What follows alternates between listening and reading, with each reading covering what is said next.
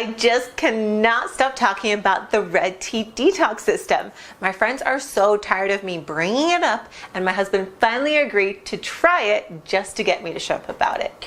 Well, and he saw the wonders it worked for me, and he loves it. So it was really a godsend for me and my family. And I just cannot believe an entire African tribe was sitting on this amazing secret for so long.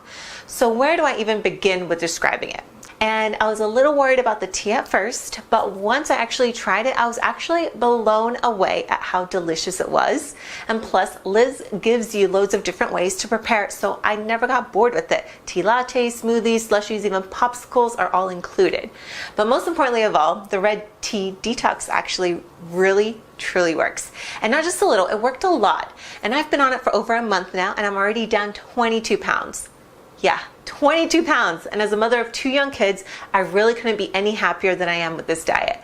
Ever since starting a family, I haven't had a whole lot of time for exercise, and my days are a whirlwind of extracurricular activities, carpooling, keeping the house clean, and preparing meals.